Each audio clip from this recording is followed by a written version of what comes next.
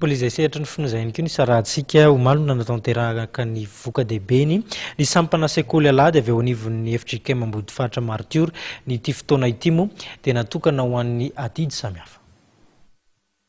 Ankoatra ireo alahady fijoroana ao amin'ny fiangonana dia manana alahady iray isan-taona ihany koa ny sampana sekoly alahady eo anivon'ny FJKM Ambodifaritra Martiora anaovany vokatra ahafahana manatanteraka ireo adidy maro sahaniny. Ankoatra ny fianarana soratra masina dia nisy ihany koa ny fitaizana ratsana sara-batana atao amin'ireo taniketsany fiangonana. Nandritra ny fanompam-pivavahana ary dia nandray anjara hira maro izy ireo. Ireo rehetra nanatrika ny fanompam-pivavahana ihany koa dia samy niezaka nanohana tamin'ny alalan'ny valopy ho fanampiana.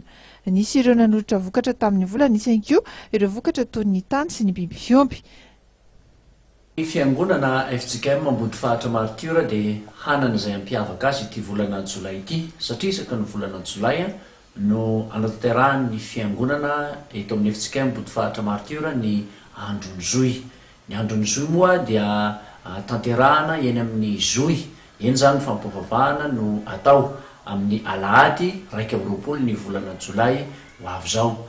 Amin'ny 10 maraina no anomboka ny fampivavahana ary tsy farany zany raha tsy ny hariva satria ny tolakandro dia isy ny tantaran-tsehatra sy ny rindran-kira ara-pilazantsara. Ny atoandro moa dia misy ny fiaraha-misakafo ho an'ny rehetra. Ny ampiavaka ny andron'ny Zoy amin'ny 1 Jolay ihany koa dia atokana manontolo ho ezaka sy fandraisana anjara ho amin'ny fanamboarana ny akany ny adidy rehetra izay ataon'ny kristianina sy ny zanak'ampelezana. Koa dia antenaina fa samy miomana amin'izany isika. Azadino ary ry taranaky ny FJKM Ambodifaritra Martiora andron'ny Zoy ny alahady 1 Jolay ho avy zao.